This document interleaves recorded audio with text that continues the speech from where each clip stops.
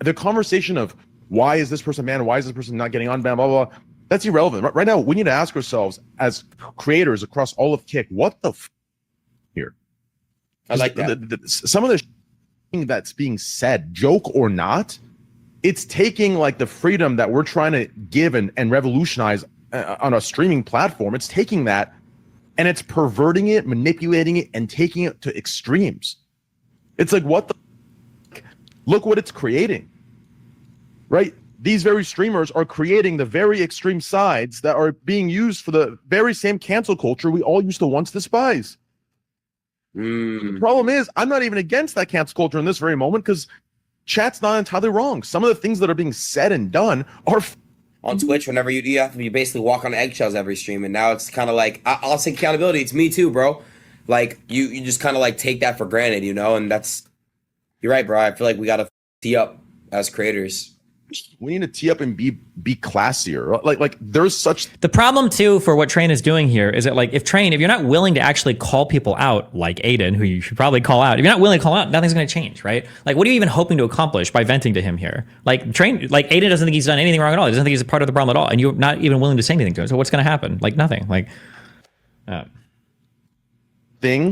is such thing as having the humor you have, Adin. Having the humor that chat might have, having the humor that I might have when I come in here and I, talk about Convi dropping the right?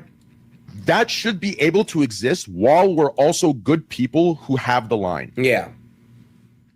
The problem is like we've created this monster where we have streamers who, because they believe they can say the F word, now instead of just like using it how they would in real life, where they use it one time every like 10 sentences, they're saying it 15 times. What, every 10 sentences? In one sentence. It's true. Does he mean the gay one? Because they can, they're doing it. That's true. Like, that's disgusting. That's true. Disgusting. I take accountability. I'm one of those people. So I've done it before. Oh, guys, look what I can do and I'll get banned. So I've done that before. So that's true.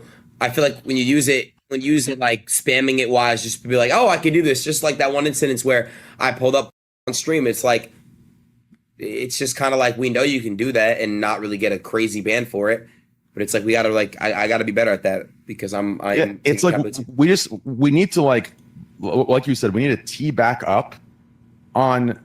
Guys, I'm not deflecting away from Cheezer. I'm not. We just need to tee up, bro. That's all. We need to tee up and get back to a place where we can show, okay, listen, people who make jokes like this or do that or say this word or whatever the right. Oh yeah, wait, that's true.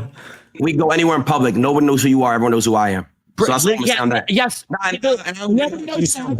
Everybody knows that one guy that always hate stream. You're a 40-year-old. Guys, 40-year-old. Adin, you're a 40-year-old. Destiny, how's everything been, brother? Like, how can you have this conversation unironically in front of Adin and not call him out for it? Like, bruv. Show, okay, listen, people who make jokes like this or do that or say this word or whatever, right? They don't have to be bad. They can just be friends around. We need to get back to those times because right now we've gone to a point where it just looks like every single person who has darker humor or jokes is actually a racist or is actually a hateful person. That's a trashy, disgusting person. Like, we need to get away from that. This is going to be a pattern that you're going to run into a lot in life. I just want you to keep this in mind, okay? So, Steve goes to work, okay? Or Steve goes to government, or Steve goes to X big thing. And from the outside, okay, I'll use a name that's not mine, Dave.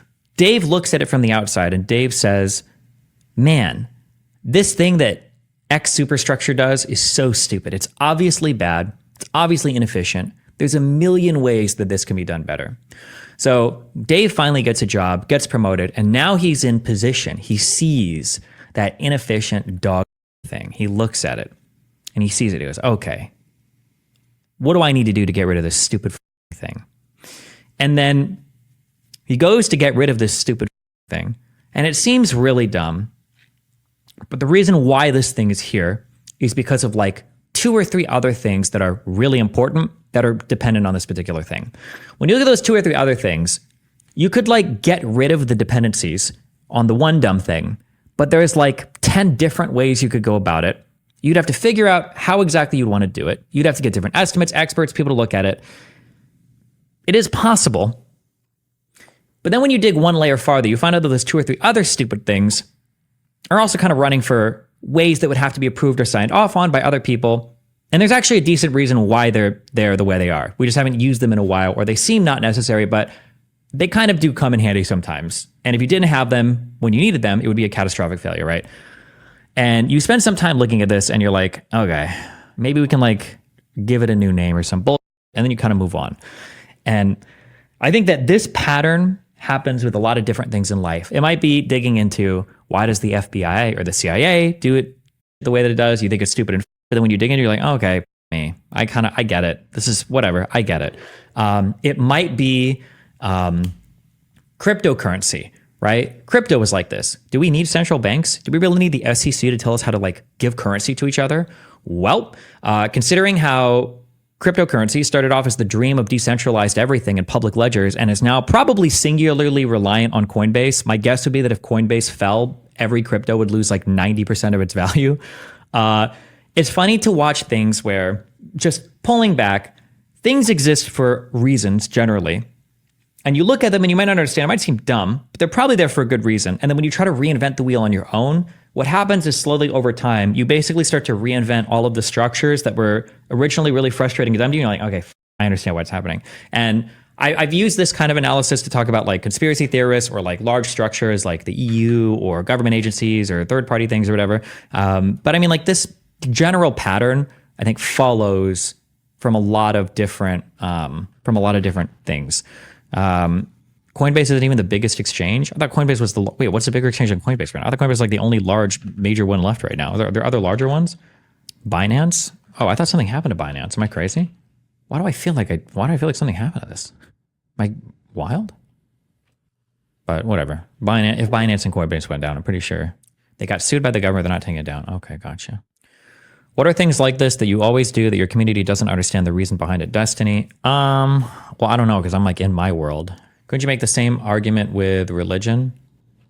Yeah, I mean, arguably, yeah, there's a lot of structures for religion that are really valuable, socially speaking. I don't think anybody, that's not even a hot take. Okay, but anyway, more specifically to like kick here and, to kick here, like train and them, I guess are kind of discovering like, maybe there's a reason why people moderate certain things and why people run their platforms the way they do. And like, maybe getting rid of some people is actually a good idea, yeah. But the problem is, I'm not even against that cancel culture in this very moment because chat's not entirely wrong. Some of the things that are being said and done are disgusting. And they're being done in the name of contentless insecurity, of clout. These people have no content, so they say stupid, extreme. That's just like, it's unwarranted and just dumb. It's true. It's like, I'm getting so sick of this, bro. It's so annoying. Like content these days, it's like, here's what it is. It's like one good day of content, and in the next 6 days, the streamers are so insecure. So instead of those 6 days, they just say and do crazy that they don't actually believe in, but it's just absolutely disgusting. And that's an issue in my opinion. No, wait. What streamer are you specifically talking about? Everyone on this platform, everyone, Me? everyone in the everyone in just like everyone. Like, I mean, like there's days I've even been edgy. Okay, hold on.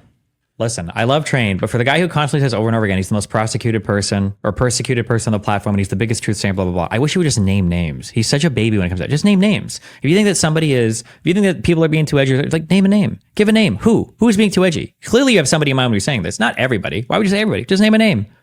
I appreciate that, Destiny. All right, bye. Remember to hit that like and subscribe, and don't forget the notification bell so that my videos show up right in your feed.